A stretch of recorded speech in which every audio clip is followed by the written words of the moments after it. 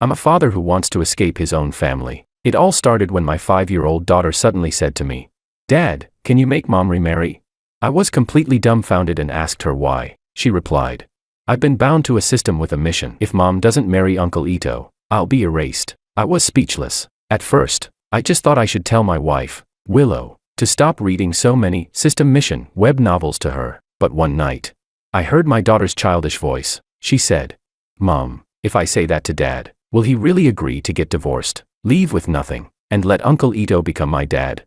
Willow's eyes turned red, and she choked back tears as she said, Your dad tricked me like that back then. That's how we ended up having you." At that moment, I suddenly felt exhausted, so I called out to the system, "I want to go home." Chapter 1. The system, which had been dormant for a long time, woke up again. Hearing this, it was shocked. "Host, you've already perfectly conquered your previous mission. You're living a life of comfort in this world. You have a beautiful wife and a well-behaved daughter. Why would you choose to go back?"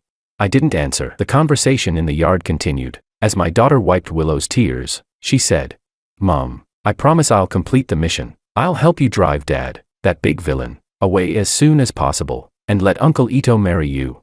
Willow let out a soft laugh. "All right, it's a deal. Our Mia has grown up. She knows how to protect her mom now." I stared blankly at the moon in the sky and said to the system, "Because I miss home." The system didn't understand. "Isn't this your home?"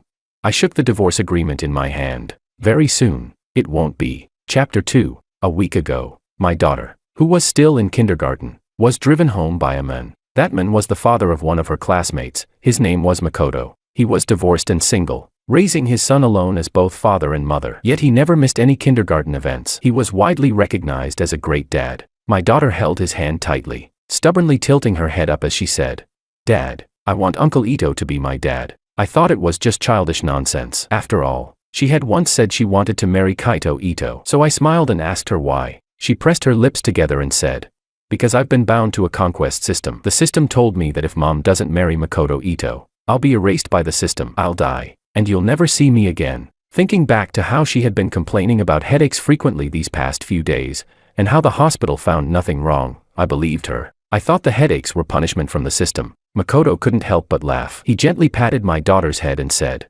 "Hey, you can't say things like that. I know you like me, but saying this will hurt your dad's feelings. If he gets mad, he might spank you." My daughter immediately panicked. She rushed at me, punching and kicking. She shouted, "No, I don't want you. You're not my dad. My dad is Uncle Ito. You bad guy. I want Uncle Ito to be my dad. I want Mom to marry Uncle Ito." Her fists fell on me like raindrops, but I stood there, ashen-faced. Even after the housekeeper pulled her away, I was still blaming myself. Why did the system choose my daughter? She's still so young. What will happen to her in the future? Chapter 3. The reason I could take my daughter's words seriously was because I myself had transmigrated into this world. Back then, when I failed to complete the system's mission as required, the initial punishment was electric shocks to my head, and the punishments only grew harsher each time. Anxious and restless, I wanted to talk to my wife about what to do. As I passed by the garden, under the moonlight, I saw two familiar figures. My daughter asked, "Mom, I said what you told me to yesterday. Do you think Dad will believe it? Will he really divorce you and let Uncle Ito become my dad?" Willow's eyes were red as she said, Your dad tricked me like that before. That's how we ended up having you." Then she added, "Keep doing what I taught you. Tell your dad every day that your head hurts, your legs hurt, your stomach hurts. That way, he'll leave faster and walk away with nothing." Under the moonlight, my daughter nodded firmly. She said, "That's great. Dad is finally leaving. I don't like him at all." I stood there, frozen. My temples throbbed violently, and waves of nausea churned in my stomach. Chapter 4. I returned to my room, and began trying to sort through everything that had happened over the past few years. After successfully conquering the mission, I built my own career and worked tirelessly every day. Meanwhile, Willow quit her job to take better care of our child and became a full-time housewife. She actively participated in kindergarten parent-child activities and even joined the parent committee of our daughter's class. It was probably around that time that she met Makoto and grew close to him. Later, she developed a passion for fitness and cycling, saying she had formed a workout group with other parents. She would go out for night runs every few days. I had been too foolish. I never noticed that Willow and Makoto had already been secretly involved. Chapter 5. Because I hadn't been eating properly for several days, my hypoglycemia suddenly flared up. It was my assistant who found me collapsed on the floor. She helped me up and quickly called Willow. "Ma'am, Mr. Wang has fainted. It was noisy on her end. Willow replied impatiently. He fainted. Why are you calling me? Am I a doctor? I seriously don't know what kind of useless people my husband hires. You can't even handle something like this yourself. I'm busy. There's a parent-child activity at the kindergarten today. I still have to help Mia braid her hair. I'm hanging up. After eating something, I recovered slightly. Then something occurred to me, so I messaged Mia's kindergarten teacher on WeChat. Hello. May I ask if there's a parent-child activity at the kindergarten today? The reply came quickly. Yes, there is. But your wife already asked for leave today. Didn't you know, Mr. Wang? I froze for a moment, then asked again. Who else took leave? The teacher replied. Kaito didn't come either. His father seems to be unwell and was hospitalized. I instantly understood the noise I heard during the phone call earlier. It was the beeping of hospital equipment. My wife, at that very moment, was in the hospital, keeping Makoto company by his bedside. That night, Willow and my daughter came home very late. As soon as they entered, my daughter cried in front of me, clutching her head, sobbing. She said, "Mom, my head hurts so much. My stomach hurts too. Am I going to die because I can't complete the mission? I don't want to die. Mom, save me." Willow handed her to the nanny, then turned to me and said, "George, I want to talk to you." Chapter 6. The topic of our discussion was nothing more than our daughter. She said she wanted to have a fake divorce with me, and then temporarily marry Makoto. The reason she was still consulting me was because she wanted me to leave with nothing. After all, the family's money was in my hands. She had grown used to the life of a wealthy housewife. How could she possibly endure a hard life with Makoto? She was still lying to me. She said, "Hubby, I just want some security. Once our daughter completes her mission like you did, we'll remarry." Seeing that I remained silent, she grew irritated. "Search your conscience. After all these years, how much have I sacrificed for this family? I gave up my own life, quit my job to be a housewife, and placed my entire future on you. But I get worried too. I feel insecure too. Asking you to leave with nothing is just a test of your love, and you're already unwilling. Do you even love me? Do you even love your daughter? Even if you don't think about me, you should think about your daughter, right?" I looked at her coldly and asked, "Do you love him?" For a brief moment, I saw panic flash across her face, but she quickly calmed down. "Hubby, he's just Mia's classmate's father. How could I possibly fall for him?" I asked. "Then where did you go today?" I asked Mia's teacher. "You took leave and didn't go this time." She gave no explanation. She only said, "Don't be so selfish. Our daughter's life is at stake, and you're still nitpicking over trivial things. George, I'm so disappointed in you." After saying that, she threw the divorce agreement down and angrily added, "George, don't think I'm easy to bully. Mia is my flesh and blood. For her sake, I won't hesitate to take you to court." I watched her retreating figure. For the first time, she felt like a complete stranger. Chapter 7. I came to this world 20 years ago. During these 20 years, I delivered takeout, lived in basements, and stared at the moon countless times at 3 in the morning. I worked desperately, giving all the money I earned to Willow so she could study abroad. Finally, she returned after completing her graduate studies, and my career had begun to take shape. Not long after, she married me without hesitation. On our wedding day, I confessed my secret to her. I said, "Willow, actually, this world is a novel, and I'm someone who transmigrated into it. My mission is to correct your storyline, to make sure you don't deviate from the main plot and live out your life as intended." Still in shock, she asked if my mission was complete. Holding her in my arms, I said, "There's only one final task left, having a child with you." She asked, "If the mission is completed, will you never leave me again?" Back then, there was still light in my eyes. I replied, "Never again." She said she loved me and didn't want me to be erased by the system, to disappear completely from her world. Not long after we got married, we had a child, a girl, who smiled just like her. Thinking back now, I let out a self-mocking laugh. I had overestimated myself. I thought I had warmed the heart of a fictional character. After a sleepless night, I finally figured everything out. I awakened the long-dormant system. "Hello, system. I want to go home." Chapter 8. The electronic voice in my mind sounded once again. Beep. Host request detected. If you choose to leave the novel world and return to the real world, the original owner of this body will be immediately erased. Have you made your decision? I hesitated. I went downstairs and stopped outside my daughter's room. I found her on a video call with Makoto Ito. She said, "Uncle Ito, don't worry, I'll drive my dad away very soon." Makoto was smiling smugly on the other side of the screen. He said, "Mia is such a good girl." Mia replied, I want to protect Mom and defeat the big villain." "Dad is the big villain," Makoto said. "No matter what, he's still your father." "Your mom would be upset if she heard that." Mia answered. But Mom doesn't like Dad either. She said she's disliked him for a long time. He's boring and not romantic at all. He can't compare to you, Uncle Makoto. Hearing that, Makoto's smile grew even more smug. Through the screen, he noticed me standing behind the door. He gave me a provocative smile, as if to say, "You've lost." I ignored him. As I passed through the living room, Willow was frowning while scrolling on her phone, looking irritated. When she saw me approaching, she rolled her eyes impatiently and said, "Have you signed the agreement?" Today, she was wearing a new necklace. The pendant was exactly the same as the one Makoto had posted online. I handed her the document and said, "It's signed, but I don't agree to leaving with nothing." At the same moment, in my mind, I replied to the system, "I've made my decision. Please erase me, immediately." Chapter 9. I collapsed abruptly right in front of Willow. I hadn't even managed to place the stack of agreements properly on the table. With a slight touch from my hand, the papers scattered everywhere like snowflakes, just like the sins she had committed. Impossible to hide. Those who betray sincerity deserve to swallow 10,000 needles. A sneaky, cheating cat will eventually eat a spoiled fish. One's unfaithful, the other's rotten, made for each other. I had already revised the agreement and hired a lawyer. Other than what she already held, she wouldn't get a single cent more. At the same time, I submitted evidence of Willow's affair. After my death, all that evidence would be made public. She could twist black into white.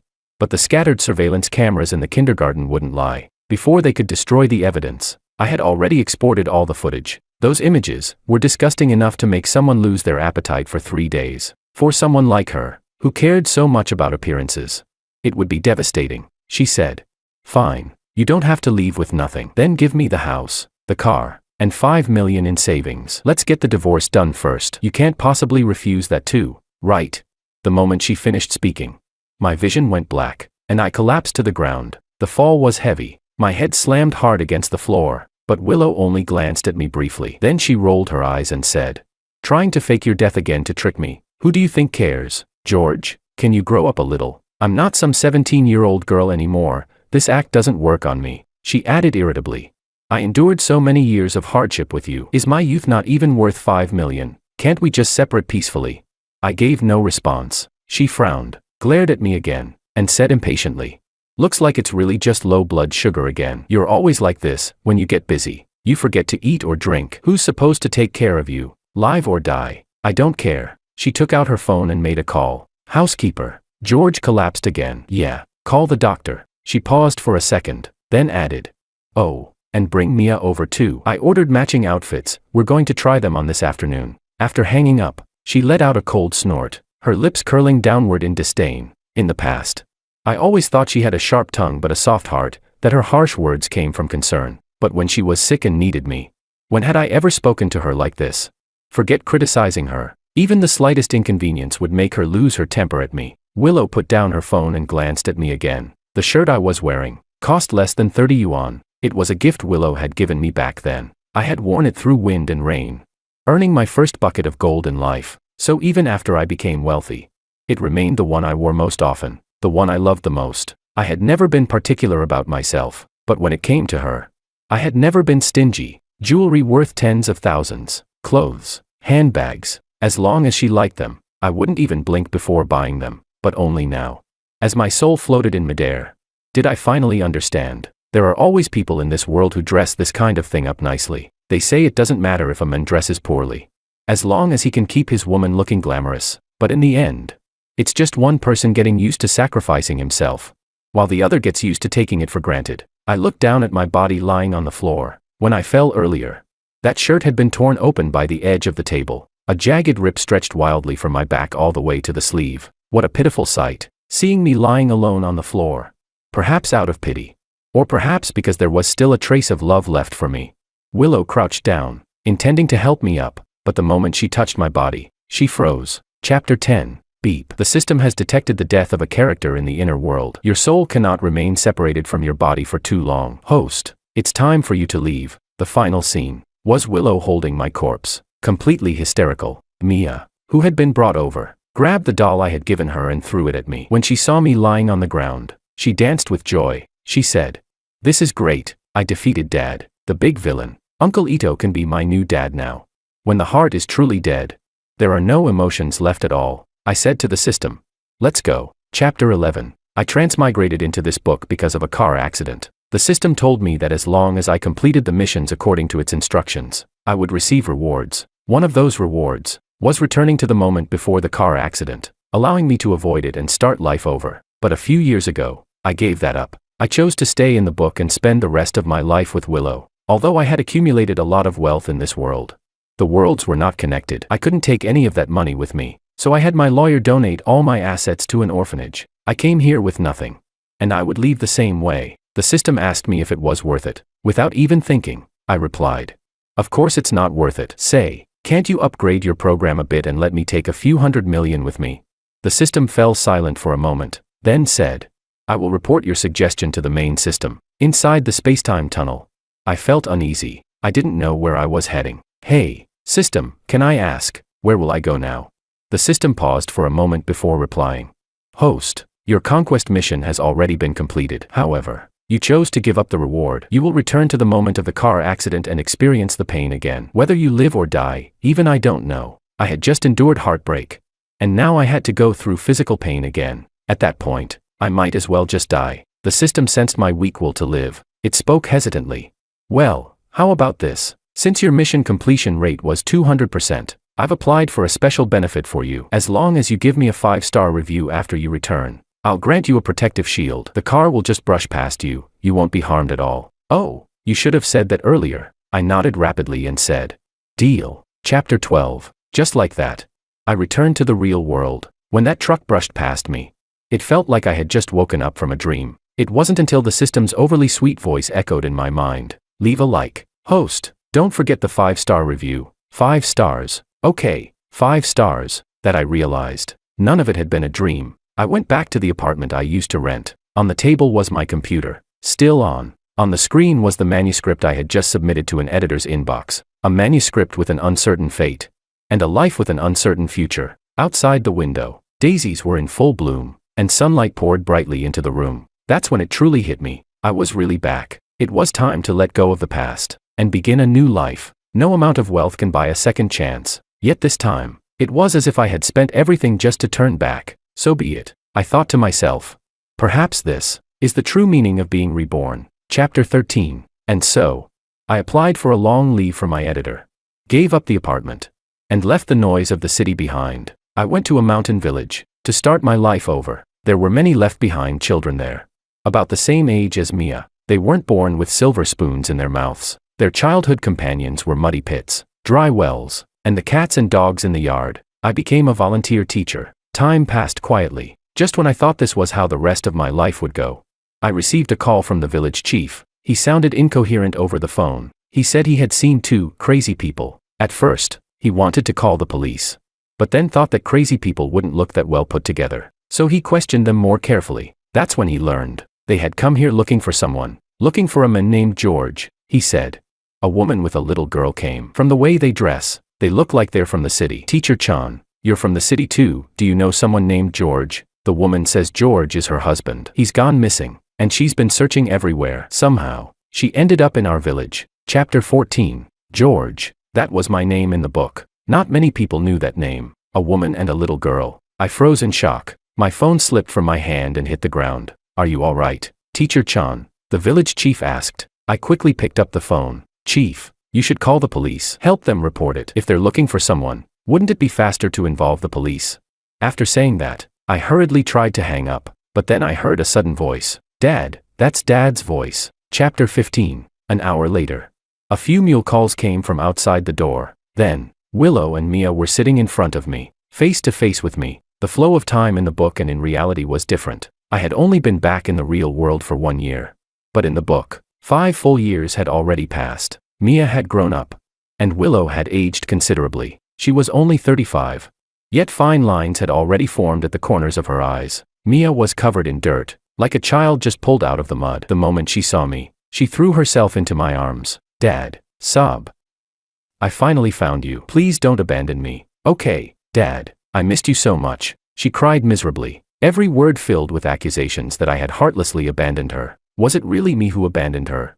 I pushed her away. Looking at her, I said clearly, word by word, "Mia, I never abandoned you. It was you. You said it yourself. You didn't want me anymore." Hearing this, she cried even harder. she said stubbornly. It was you who abandoned me. I won't listen. I won't listen. It was you. How can a father argue with a child like this?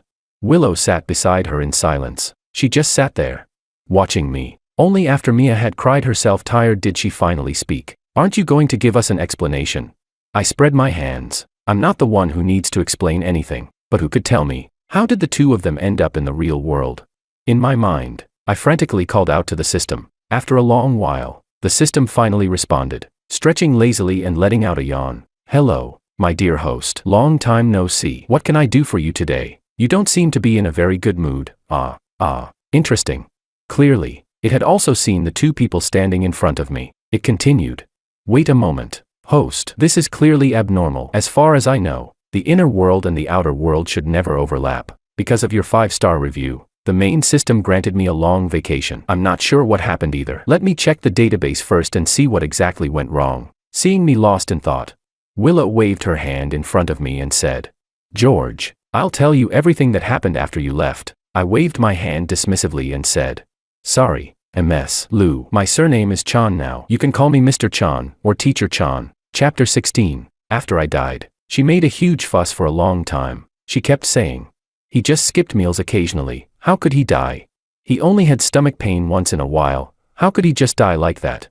It wasn't until the doctor handed her the report. The doctor said, MS. Lou, these are your husband's medical reports over the years. He specifically instructed us not to let you know, but now that Mr. Wang has passed away, I think you should see them. Willow's hands trembled as she flipped through the pages. To support her studying abroad, I worked day and night delivering takeout and parcels. After a car accident, my knees and lower back were left with lasting injuries. They didn't show much normally, but when they flared up, the pain was like being pierced through the heart. But I didn't dare to stop. During the day, I delivered food. At night, I occasionally took on illustration work. I lived in that dark basement. Because of the poor lighting, my eyesight kept getting worse. Later, after I earned some money, I had lens implant surgery, but even then, my eyes remained sensitive to light and would tear up in the wind. During those long days of surviving on instant noodles, I developed severe gastritis. Even after treatment, my stomach remained fragile. I couldn't even tolerate strong smells. Otherwise, I would feel nauseous and retch.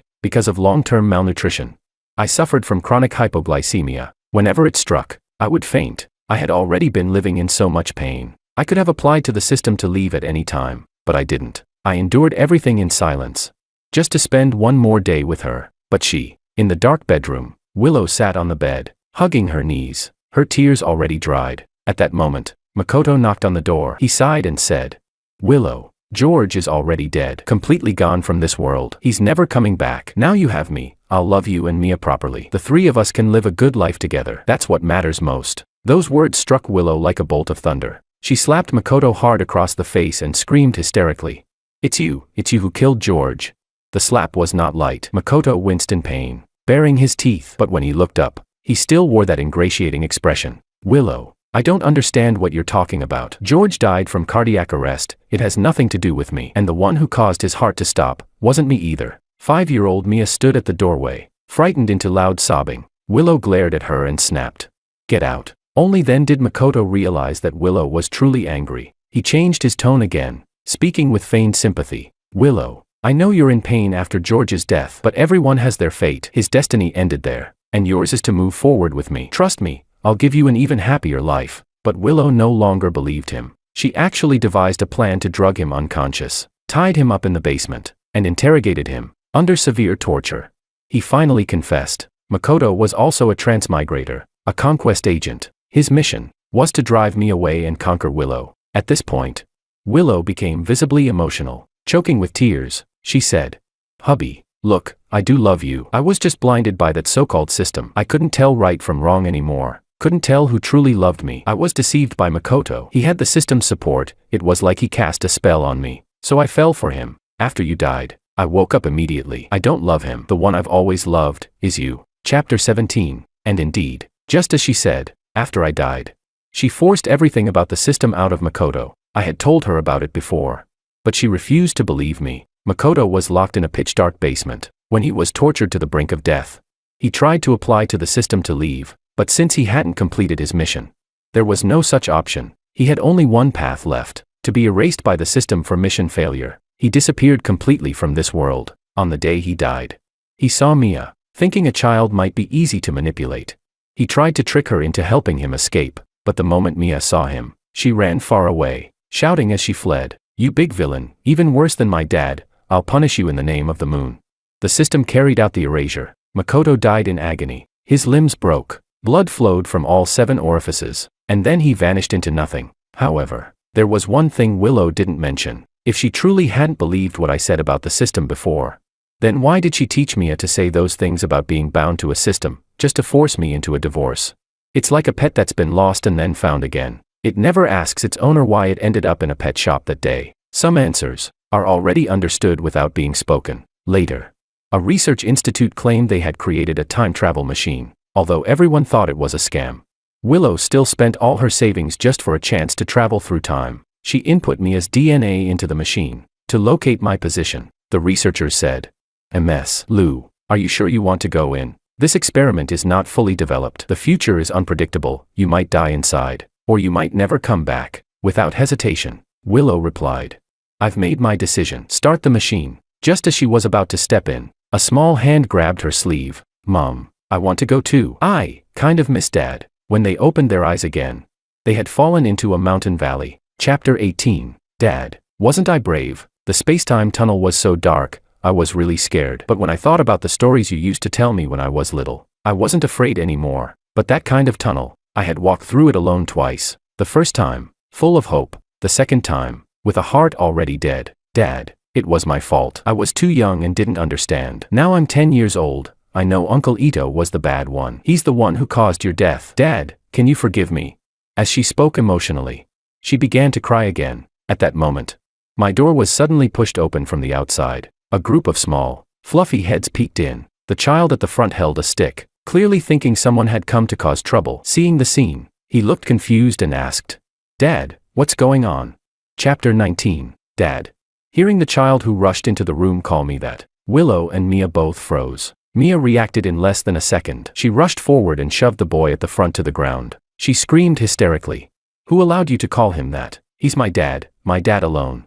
The boy who fell was named Jack. He was a child of a nearby herdsman. Jack had lost his parents at a young age and grew up relying on the kindness of others. Later, I took him in, so the child acknowledged me as his adoptive father. Chapter 20. I shut the two of them outside. They had nowhere to go, so they set up a small thatched hut next door. They ate, lived, and slept there. Willow and Mia said they wanted to stay, and staying meant she had fallen from the clouds back into the mud. Her former life of luxury was gone. All that remained was simple food, drafty walls, and a leaking roof. Last night, there was a heavy storm. Their hut was destroyed by the rain. Thunder roared in the sky. Mia was so frightened she cried uncontrollably. In the middle of the night, after being soaked by the rain, she developed a high fever, drenched from head to toe.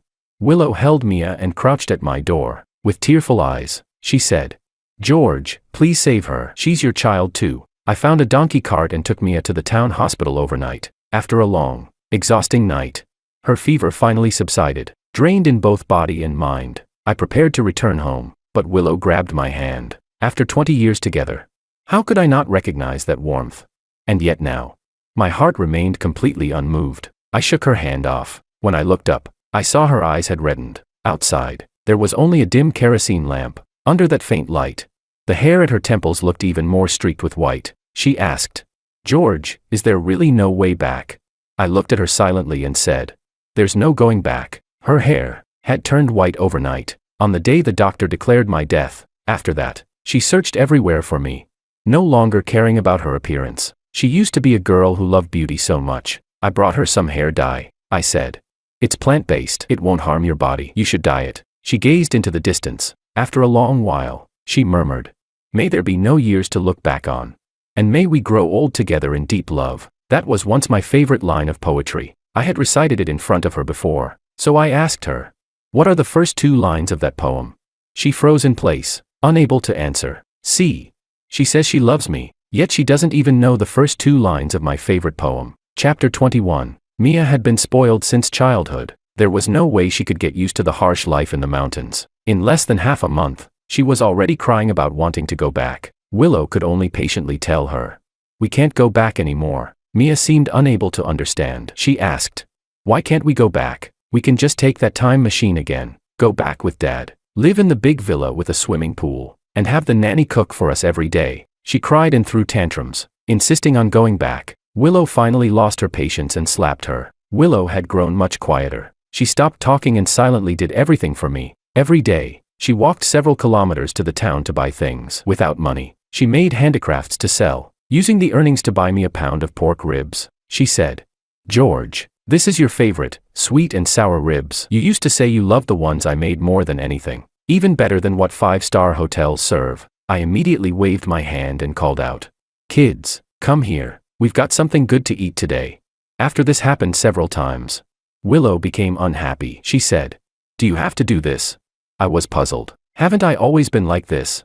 Willow was so angry she ran outside. Not long after, shouts came from outside. It was Jack's voice. I hurried out in the direction of the sound. Jack was covering his eyes, his face full of terror. Following his gaze, I froze on the spot. Chapter 22. Inside the cardboard box in front of me lay several kitten corpses, scattered in disarray. They were the kittens of Dumpling and Dango. Dumpling and Dango were stray cats we had taken in just a week ago.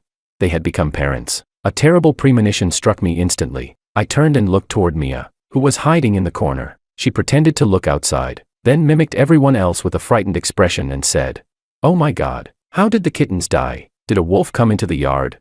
Her acting wasn't convincing. Every movement exposed her as the culprit. I strode over to her and searched her bag, pulling out a rope. Through gritted teeth, I said, "Tell me, why did you do this?" Mia was startled by me. The moment I raised my voice, she burst into tears, sobbing. She said, "Wah. Dad and Mom can only have one child. You can't have so many children." After saying that, she took out a small black kitten she had hidden in her bag. She said, "I like kittens, but Dad and Mom can only have one child. The others aren't allowed. I love this little black one the most, so I kept her." But what she didn't know was, the kitten she claimed to love the most had already been suffocated to death by her. Jack was furious. He rushed forward and shoved Mia to the ground, shouting, "Do you even know these cats were picked up and raised by Dad himself?"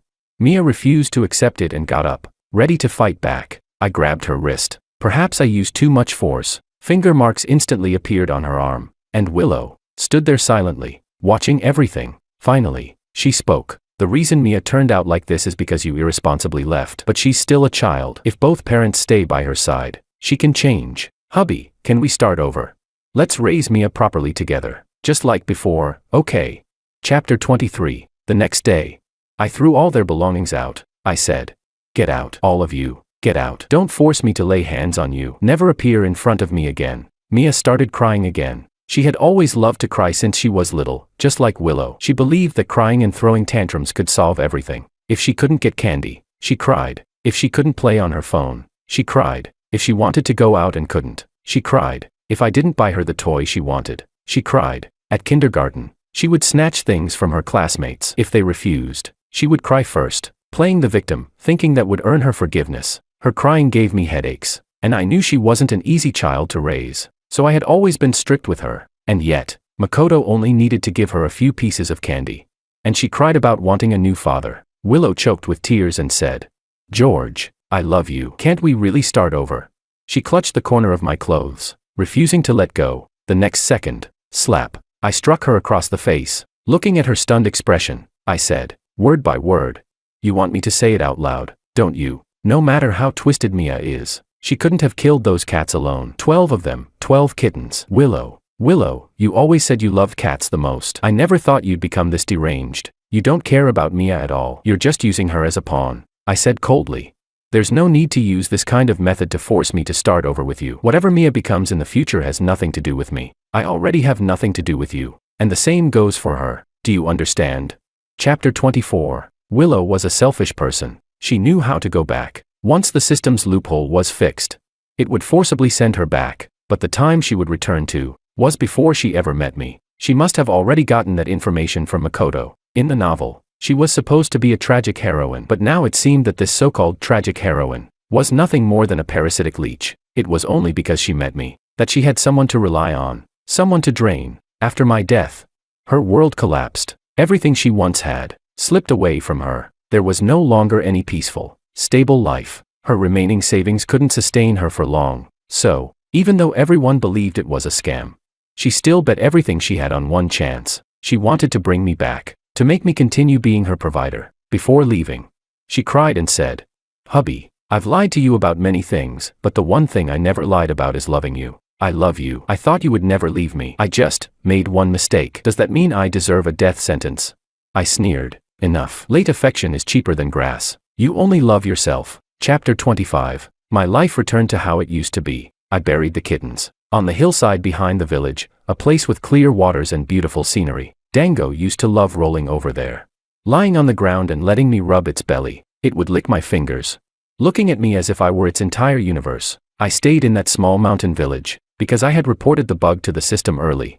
It said it could request a mysterious gift package from the main system for me. Without hesitation, I said, "Then bring Dango, Dumpling, and all their kittens back to life." The system lagged for a moment and said, "There's actually also a bonus of 500 million. I smiled. "I'll take both." The next second, 2 lively cats came running from afar. Behind them, a group of stumbling little kittens followed. Chapter 26. Willow returned to the time before she met me. Of course, at this point, Mia no longer existed either. The day I met her was her 10th birthday. She was just like the female lead in a tragic novel, an alcoholic father, a gambling mother, a vicious grandmother, and a shattered her. That day, she sat alone beside the deep well in the yard, just because she wanted to buy a palm-sized cake for her birthday. She was slapped and driven out by her alcoholic father. She looked down at the bottom of the well in despair. In the dark, deep water, there was the bright reflection of the moon. Suddenly, everything felt so familiar. A small stone slipped along the edge of the well and fell into the water, sending splashes everywhere. She suddenly remembered, in her previous life, she had met me right here. Back then, in utter despair, she had jumped into the well, and my appearance had saved her. Yes, as if recalling something all at once. Even without me, she was the female lead of this world. There would always be some other transmigrator who would come to redeem her. She glanced around. Everything was pitch black. Aside from the curses of her drunken father, there was nothing else. She hesitated for a moment, then jumped into the well. Drowning was not a pleasant experience. The icy, bone-chilling water surged into every opening of her body. Very soon, she could no longer breathe. Even her ears swelled with pain. She struggled to reach upward, hoping someone would pull her out, just like the first time we met, when I pulled her out of the well. But no one came, until the last trace of air in her lungs was squeezed out by the water. Just like that, she died. But she also lived again. She started over once more. An alcoholic father, a gambling mother, a vicious grandmother, and a shattered her. That day, she sat alone beside the deep well in the yard, just because she wanted to buy a palm-sized cake for her birthday. She was slapped and driven out by her alcoholic father. She looked down at the bottom of the well in despair. In the dark, deep water, there was the bright reflection of the moon. She suddenly felt that everything was so familiar. In Greek mythology, Sisyphus failed to fulfill his promise to the god of death. As punishment, he was forced to push a massive boulder up a mountain. Once it reached the top, it would roll back down, and he would have to push it up again, over and over, to atone for his sins. This fable now applied to Willow. I had the system leave her with a tiny fragment of memory. The tragic female lead in this redemption story only wanted to rely on being saved by others. She refused to make any effort herself. Because of this small trace of greed, she would keep dying, reviving, and dying again. An endless cycle. In this world, there is no punishment more terrifying than futile effort. I was once the same. So let her experience it herself, just a little.